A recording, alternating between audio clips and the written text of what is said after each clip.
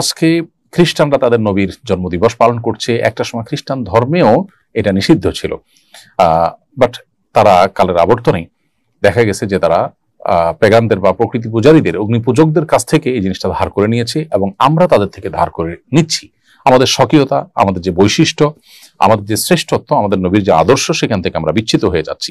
একজন মুসলিম গড্ডালিকায় বা স্রোতে তিনি গা ভাসাবেন না, তিনি কোরআন ও সুন্নাহর প্রতি অনুসরণ করে চলবেন। অতএব আমাদেরকে নবী সাল্লাল্লাহু আলাইহি ওয়াসাল্লামের জন্মদিবস কেন্দ্রিক কোনো আনুষ্ঠানিকতায় আমাদের অংশগ্রহণ করা জায়েজ নয়। তাছাড়া বারো এই দিনটিতে নবী সাল্লাল্লাহু আলাইহি ওয়াসাল্লামের জন্ম হয়েছে কিনা সেটা নিয়ে ইতিহাসবিদদের মধ্যে নানাবিধ মত আছে। নবী সাল্লাল্লাহু আলাইহি ওয়াসাল্লামের রবিউল আউয়ালে মৃত্যু হয়েছে এবং এই তারিখে মৃত্যু হওয়ার কথাও অনেক ইতিহাসবিদরা বলেছেন, যদিও এই বিষয়টা নিয়েও নানা মতভেদ আছে। তাদের কাছে, সাহাবীদের কাছে আসলে এই দিবসগুলোর উদযাপন খুব একটা গুরুত্বপূর্ণ বিষয় ছিল না বলেই এই তারিখ সংরক্ষণ করার পরে তাদের এত বেশি গুরুত্ব আরোপ তারা করতেন না। আজকাল আমাদের দিবস কেন্দ্রিক যে পৃথিবী তৈরি হয়েছে, সেখানে আমাদের কাছে দিবস অনেক গুরুত্বপূর্ণ, সেজন্য আমরা দিবসগুলোকে ওইভাবে সংরক্ষণ করি। যাই হোক, তো বারোই রবিউল আউয়ালকে কেন্দ্র করে যে সমস্ত আনুষ্ঠানিকতা হয়ে থাকে আমাদের সমাজে, এগুলো বেদাতে পরিগণিত হওয়ার মতো বিষয়।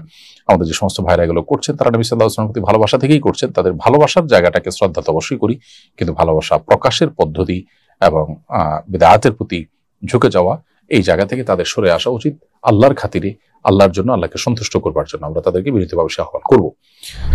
আমার কিছু সুন্নি আত্মীয় রাসূল করিম সাল্লাল্লাহু আলাইহি ওয়াসাল্লামের জন্মদিন পালনের পক্ষে যুক্তি দেন যে খ্রিস্টানরা ঈসা আলাইহিস সালামের জন্মদিন পালন করতে পারলে আমরা কেন আমাদের নবীজির জন্মদিন পালন করতে পারবো না?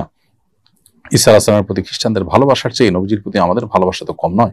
তাদের যুক্তি কিভাবে খণ্ডন করতে পারি? দেখুন, নবী করিম সাল্লাল্লাহু আলাইহি ওয়াসাল্লামকে আমাদের ভালোবাসতে হবে, সেটা নিয়ে তো কোনো ডিবেট নেই। এবং ঈসা আলাইহিস সালামকে খ্রিস্টানরা যতটুকু ভালোবাসে, গোটা পৃথিবীতে মুসলমানরা মুহাম্মদ সাল্লাল্লাহু আলাইহি ওয়াসাল্লামকে তার চেয়ে অনেক বেশি ভালোবাসেন, সেটি কিন্তু বলার অপেক্ষা রাখে না। কিন্তু ভালোবাসা প্রকাশের ধরন কি হবে? খ্রিস্টানরা ঈসা আলাইহিস সালামের প্রতি ভালোবাসা প্রকাশের যে ধরন বা ক্রাইটেরিয়া তারা ঠিক করেছে, ঠিক সেটাকে অনুসরণ করে আমাদেরকে যদি ভালোবাসতে হয়, তাহলে সেটা তো খ্রিস্টানদের অনুসরণই হলো। আমার ভালোবাসা প্রকাশের ধাঁচ, ধরন কি হবে, পদ্ধতি কি হবে, প্রকাশ কিভাবে হবে, সেটা নবী সাল্লাল্লাহু আলাইহি ওয়াসাল্লাম শিখিয়ে গেছেন, সাহাবায়ে কেরাম শিখিয়েছেন, যারা রাসূল সাল্লাল্লাহু আলাইহি ওয়াসাল্লামকে সবচেয়ে বেশি ভালোবাসা দিয়েছেন। অতএব নবী সাল্লাল্লাহু আলাইহি ওয়াসাল্লামের ভালোবাসার টানেই আমরা খ্রিস্টানদের অনুকরণ করা থেকে বিরত থাকতে হবে। যেমন আবু হুরায়রা রাদিয়াল্লাহু তাআলা বর্ণিত হাদিস, যেটি বুখারীতে এসেছে, নবী সাল্লাল্লাহু আলাইহি ওয়াসাল্লাম পরিষ্কারভাবে বলেছেন, ইন্নাল ইয়াহুদা ওয়ান নাসারা লা ইয়াসবিকুন ফাখালিফুহুম। অন্য হাদিসে আসছে, তিনি বলেছেন খালিফুল ইয়াহুদা ওয়ান নাসারা। অর্থাৎ নবী সাল্লাল্লাহু আলাইহি ওয়াসাল্লাম ইহুদি খ্রিস্টানদের সাথে আমাদের যেন কর্ম, আদর্শ এবং কৃষ্টি কালচারের যেন মিল না হয়, আমরা যেন আমাদের স্বাতন্ত্র্য বজায় রাখি এবং তাদের বিরুদ্ধাচরণ করি আমাদের এই সংস্কৃতি এবং আচার আচরণের ক্ষেত্রে, ধর্মীয় বিষয়ের ক্ষেত্রে, সেই বিষয়টি নবী সাল্লাল্লাহু আলাইহি ওয়াসাল্লাম নির্দেশ করেছেন। অতএব তারা যা করছে এই হাদিসের আলোকে বরং তার বিপরীতটা আপনার করা দরকার। তারা নবীর প্রতি ভালোবাসা প্রকাশের জন্য জন্ম দিবস উদযাপন করছেন, আপনি সেটা করবেন না। হ্যাঁ, তারা যদি এমন কিছু করে যেটা আপনার হাদিসেও আপনাকে করতে বলেছে, তাহলে তারা কি করছে সেটা গুরুত্বপূর্ণ নয়, হাদিসের কারণে আপনি সেটা করবেন এবং তাদের সাথে মিলে গেলেও সেটা দোষণীয় নয়।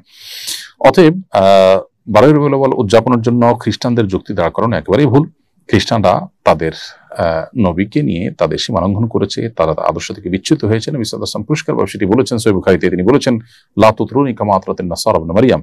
খ্রিস্টানরা ঈসা আলাইহিস সালামকে নিয়ে, ইবনে মারইয়ামকে নিয়ে যে পরিমাণ বাড়াবাড়ি করেছে, তোমরা আমাকে সেরকম বাড়াবাড়ি করবে না। এই যে নবী সাল্লাল্লাহু আলাইহি ওয়াসাল্লাম নিষেধ করেছেন তাদের মতো করতে, বিশেষ করে তাদের নবীর ক্ষেত্রে, তাদের ভালোবাসা প্রকাশের ক্ষেত্রে যে সীমা লঙ্ঘন তারা করেছে, সেটা যেন আমরা না করি। বিধায় আমাদেরকে একজন মুসলিম হিসাবে ইসলামের যে স্বকীয়তা আছে সেটিকে অনুসরণ করে চলতে হবে।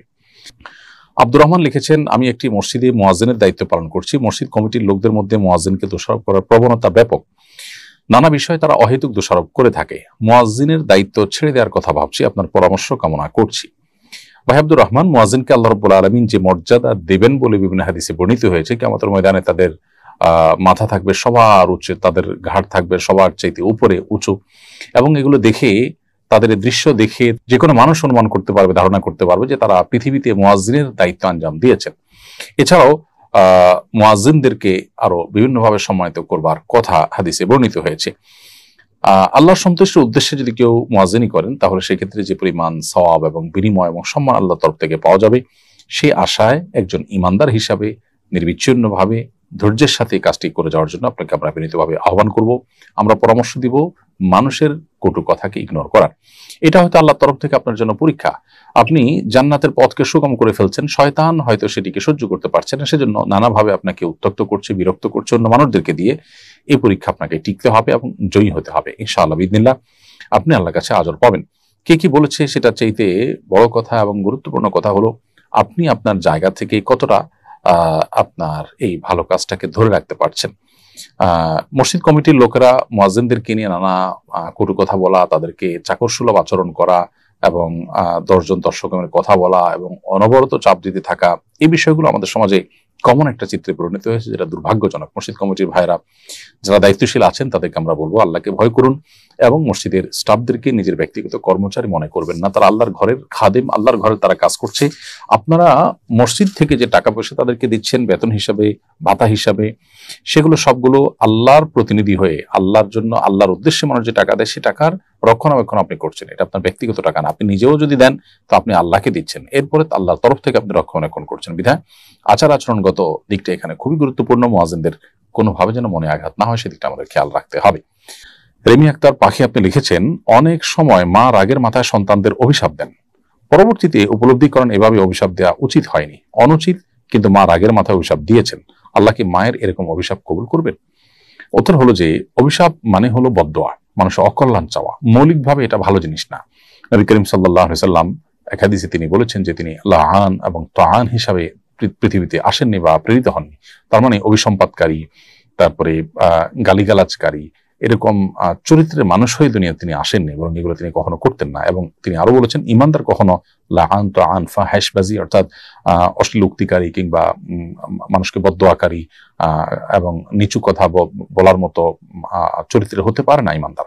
এজন্য মৌলিকভাবে কাউকে বদদোয়া দেওয়া, কারোর অকল্যাণ চাওয়া, এটা একজন ইমানদারের জন্য সমীচীন না। ইমানদার মানুষের জন্য নেক দোয়া করবেন, ভালো কিছু চাইবেন। কারোর প্রতি ক্ষোভ বা কষ্ট থেকে তার বদদোয়া করে বা তার ক্ষতি কামনা করে আপনার নিজের ক্ষোভ চরিতার্থ না করে বরং তার হেদায়েতের দোয়া আমরা করবো। আল্লাহ তাকে হেদায়েত দেখ, আল্লাহ তাকে সঠিক পথের দিশা দেখ। এছাড়া অন্য কোনো ভাবে আমাদের ক্ষোভ আমরা জাহির করতে পারি, কিন্তু তাই বলে অভিশাপ দিতে পারি না। এখন মা বাবার সন্তানের কোনো আচরণে যদি কষ্ট পান পেয়ে যদি তারা অভিশাপ দেন, কষ্ট পেয়ে আপনার দিল থেকে অভিশাপ এসেছে বা অকল্যাণ এসেছে, এটা হলে সন্তানের জন্য সেটা ক্ষতির কারণ হতে পারে।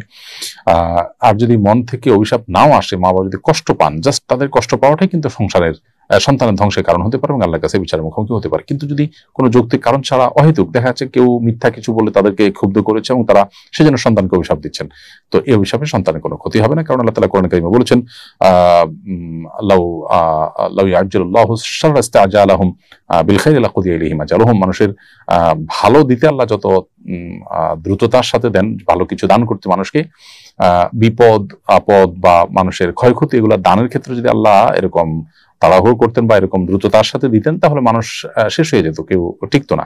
তার মানে কেউ যদি ভুলে অভিশাপ দেয় আল্লাহ তাআলা সেটার সাথে সাথে কবুল করে ফেলেন তা না, বরং আল্লাহ রব্বুল আলামিন তার যে নীতি আছে সেই নীতি দিয়ে তিনি মাপেন এবং তিনি পরখ করেন যে কতটা যথার্থ হয়েছে বা কতটা অযথার্থ।